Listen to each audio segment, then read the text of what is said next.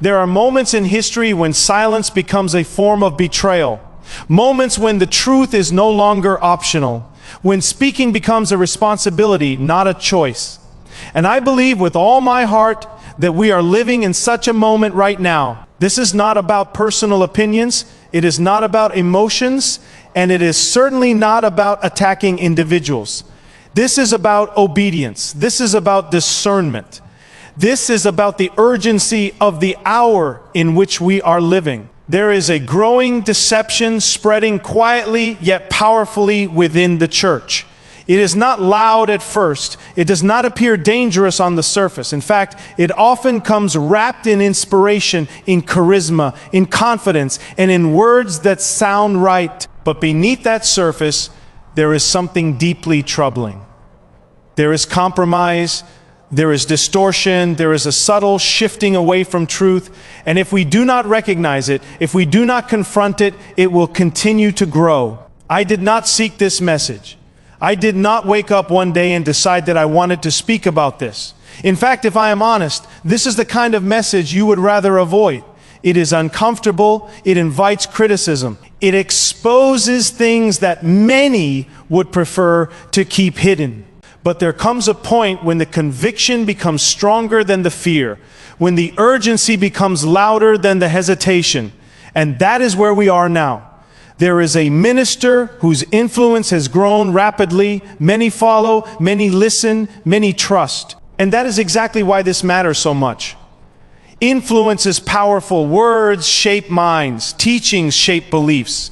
And when those teachings begin to drift away from truth, the consequences are not small. They are eternal.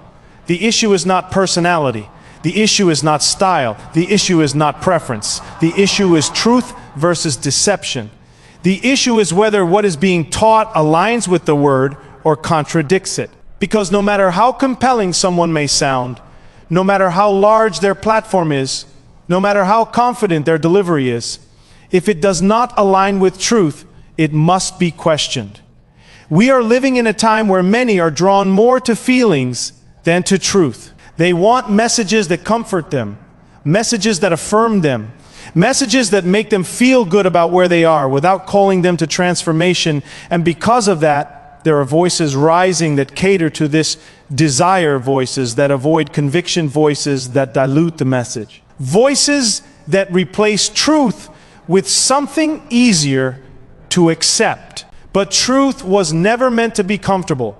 Truth was meant to transform. Truth was meant to challenge. Truth was meant to awaken. And when truth is replaced with something softer, something more appealing, something more acceptable, what you have is not truth anymore. It is a counterfeit.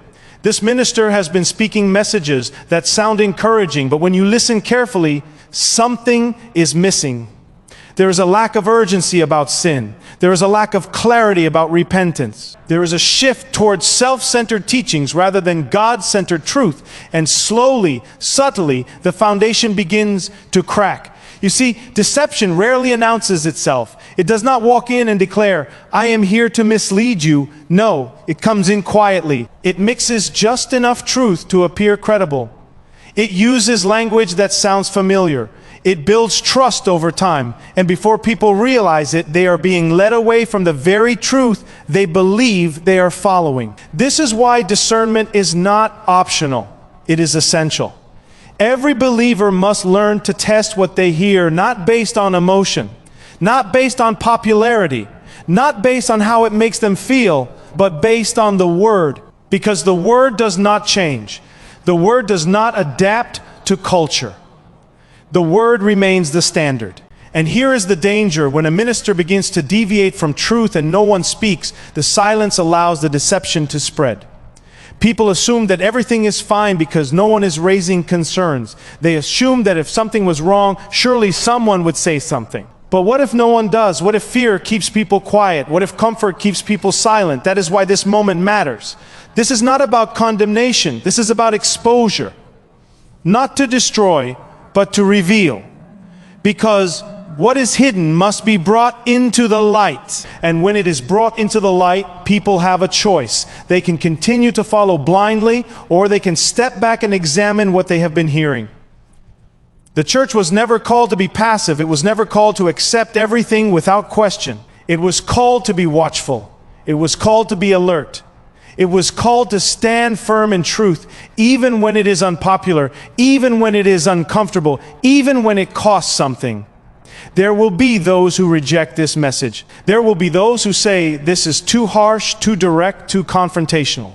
But ask yourself this: if something is leading people away from truth, is silence the loving response, or is truth the loving response? Because real love does not ignore danger.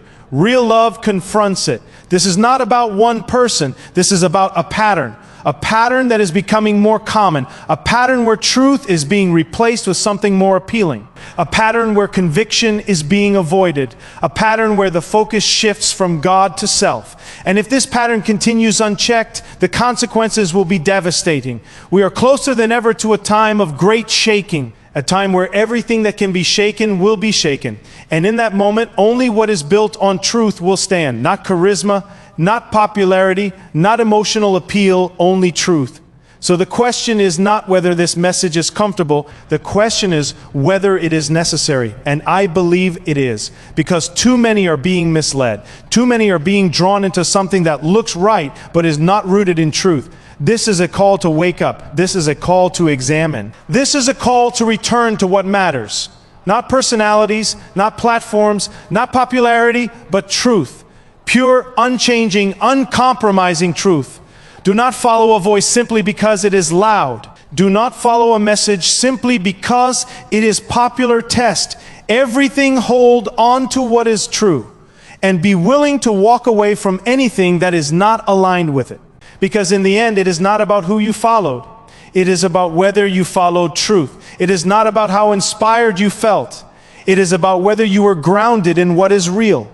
This is urgent, not because of fear, but because of reality. The time for passive listening is over. The time for discernment is now. And the responsibility is not just on leaders, it is on every single believer. Stand firm, stay alert, seek truth above all else, and do not be afraid to confront what must be confronted. Because in moments like this, silence is not neutrality.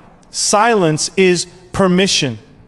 And this is not a moment where permission can be given to deception. This is a moment where truth must rise, where light must shine, and where the church must remember who it is called to be. Not influenced by the world, but anchored in truth. Not swayed by emotion, but guided by discernment. Not silent in the face of deception, but bold in the defense of what is right. This is the warning. This is the call. And what happens next depends on whether people are willing to hear it, to test it, and to respond to it. Because truth does not force itself on anyone, but it does stand, waiting to be chosen. And D, the choice you make will determine the path you walk. And when you begin to see clearly, when your eyes are open to what is truly happening, there is a responsibility that comes with that awareness. You can no longer pretend that everything is fine. You can no longer ignore what has been revealed. Because once truth is seen, it demands a response. There are many who sense that something is not right, but they push that feeling aside. They tell themselves they are overthinking. They convince themselves that questioning is wrong. But discernment is not rebellion. Discernment is protection. It is a gift that allows you to recognize when something does not align, even when it appears convincing on the surface. This is how deception survives, through silence, through hesitation, through the fear of being labeled or rejected. But truth has never been dependent on approval. Truth stands on its own. And those who are committed to it must be willing to stand as well, even when it is uncomfortable, even when it isolates them, even when it costs them relationships or reputation. The reality is, not everyone who claims to speak for God is actually doing so. That is not a comfortable statement, but it is a necessary one. Because throughout history, there have always been voices that mix truth with error, that use the language of faith, but shift its meaning, that draw attention to themselves rather than pointing fully to God. And when influence grows without accountability, when teachings go unexamined, when people follow without testing, it creates the perfect environment for distortion to spread. Not overnight, not in obvious ways, but gradually, step by step. until what was once clear becomes blurred. Many are drawn to confidence. They are drawn to bold declarations, to strong personalities, to messages that seem certain and powerful. But confidence is not the same as truth. Authority in delivery does not guarantee accuracy in message. And that is why every word must be tested, every teaching must be weighed, every message must be examined carefully. There is a difference between inspiration and transformation. Inspiration can make you feel good for a moment. It can motivate you temporarily. But transformation changes the direction of your life. Transformation calls you to surrender, to humility, to alignment with truth, even when it challenges you. And when messages begin to prioritize inspiration over transformation, when they focus more on uplifting emotions than confronting reality, something essential is lost. Because the purpose is not just to feel encouraged, but to be aligned with what is true. This is where many are being misled. They are receiving messages that affirm them but do not refine them, messages that comfort them but do not correct them, messages that lift them up but do not lead them deeper into truth. And over time, this creates a false sense of security. You begin to believe you are on the right path simply because you feel good. You begin to assume everything is fine because nothing challenges you. But growth requires confrontation. Growth requires honesty. Growth requires the willingness to face what is uncomfortable. And when a minister avoids these things consistently, when the message remains surface level, when difficult truths are replaced with easy words, it is not a sign of compassion, it is a sign of compromise. There must be a return to depth, a return to seriousness, a return to understanding that this is not a game, this is not entertainment, this is not about building platforms or gaining followers, this is about truth, this is about eternity, this is about the condition of hearts and the direction of lives. You cannot afford to be passive in a time like this. You cannot afford to simply listen without evaluating, because what you accept will shape what you believe, and what you believe will shape how you live. And here is something that must be understood clearly. Exposure is not the same as attack. To expose something is to bring it into the light so it can be seen for what it is. It is not driven by hatred, it is driven by responsibility. It is not about tearing down, it is about preventing further harm. But there will always be resistance to exposure. Because exposure disrupts comfort.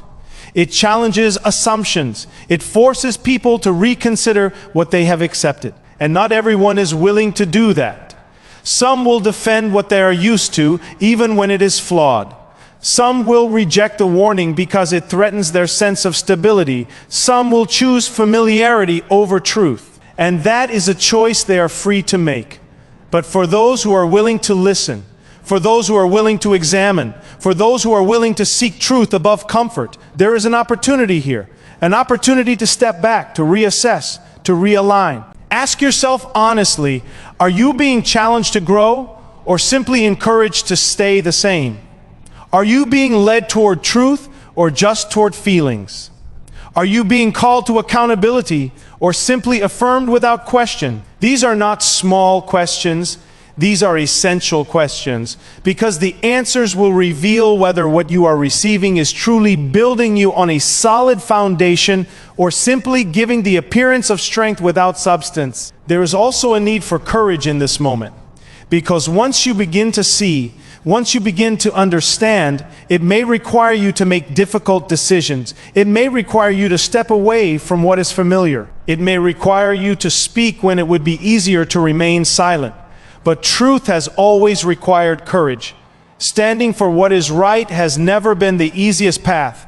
It has never been the most popular path. But it has always been the necessary one. And as this continues, as more begins to be revealed, as the lines between truth and deception become clearer, there will be a separation. A separation between those who seek truth and those who settle for comfort. Between those who are willing to examine and those who prefer to avoid. That separation is not something to fear.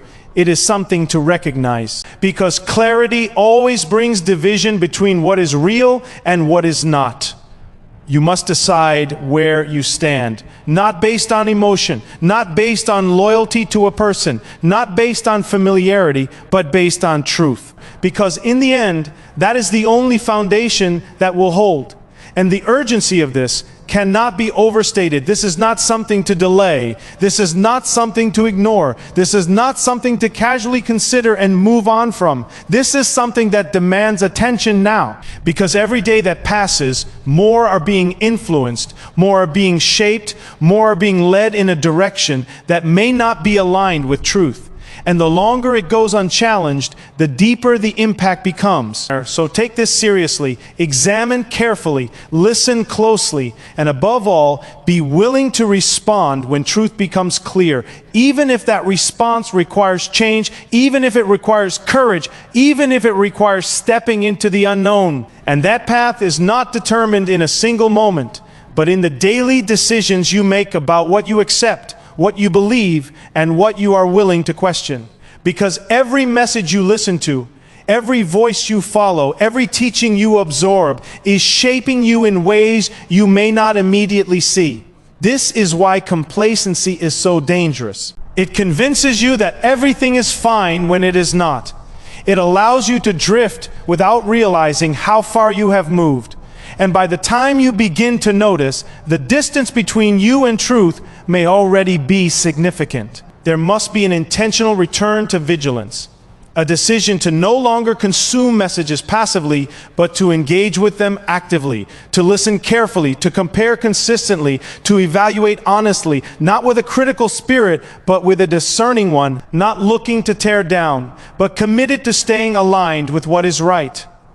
Because the reality is, deception does not only affect those who are careless, it can also affect those who are sincere but unguarded, those who genuinely want to grow, who genuinely want to learn, but who fail to test what they are receiving. Sincerity alone is not enough. It must be paired with discernment, and in this time, discernment must become sharper than ever. The lines are becoming thinner. The differences are becoming more subtle. What once was obvious is now being blurred. And if you are not grounded, if you are not anchored, if you are not deeply rooted in truth, it becomes easier to be influenced without realizing it. There is also a danger in familiarity. When you hear the same voice consistently, when you grow accustomed to a certain style, a certain tone, a certain message, it becomes easier to accept everything that comes from it without question. Trust is built over time, but trust should never replace examination. Every teaching must stand on its own. Every message must be evaluated individually. Because even a trusted voice can drift, even a respected platform can shift, even a confident message can contain error. And ignoring that possibility does not protect you, it exposes you. This is not about living in suspicion. It is about living in awareness. It is about understanding that responsibility does not belong only to those who speak, but also to those who listen.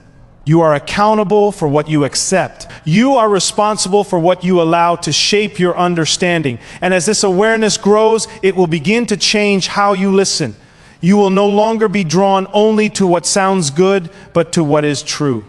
You will begin to notice what is missing, not just what is present. You will begin to recognize when something feels incomplete, when something lacks depth, when something avoids what should be addressed. This awareness may make things more challenging at first. It may cause you to question things you once accepted without hesitation. It may lead you to reevaluate voices you once followed closely. But that process is necessary, because alignment with truth requires honesty, even when that honesty leads to change. And change is not something to resist when it moves you closer to what is right.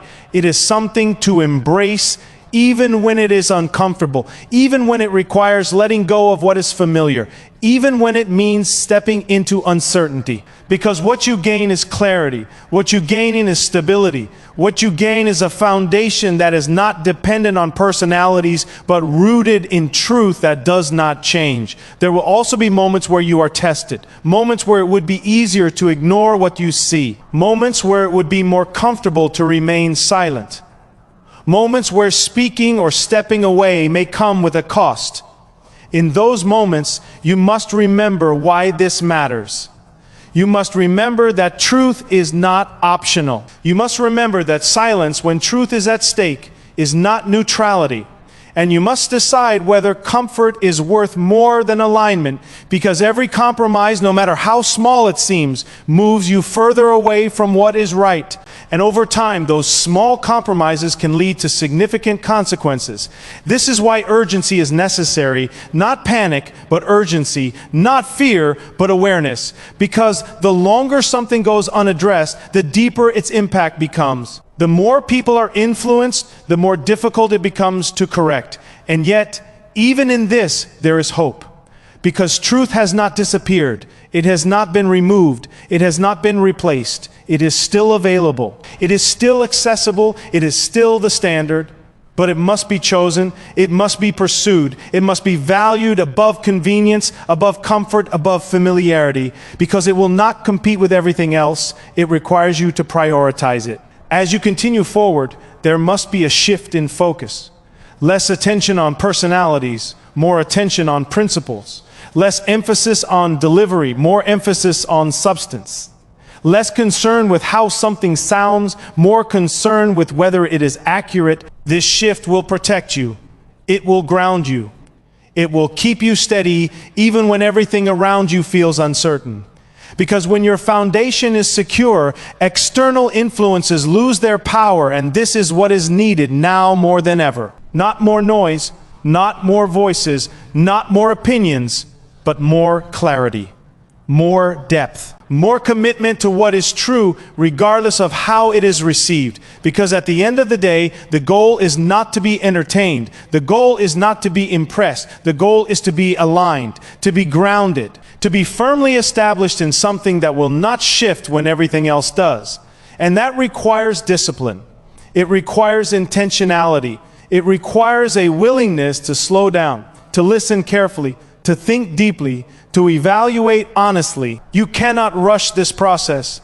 You cannot shortcut discernment. It is developed over time through consistency, through attention, through a commitment to truth that does not waver. And as you develop it, you will begin to see more clearly. You will begin to recognize patterns more quickly. You will begin to identify inconsistencies more easily, and you will become less susceptible to being influenced by what is not aligned. That is the goal. Not to create division for the sake of division, but to create clarity. Not to isolate, but to protect. Not to condemn, but to guide. Because when truth is clear, decisions become clearer. When truth is prioritized, direction becomes more certain. And when truth is consistently chosen, the path forward becomes stronger and more stable with every step you take. So now the question is no longer what you have heard, but what you will do with it. Because a warning means nothing if it is ignored. A truth has no power if it is acknowledged but not applied. And a moment like this urgent, defining moment, demands more than agreement. It demands action.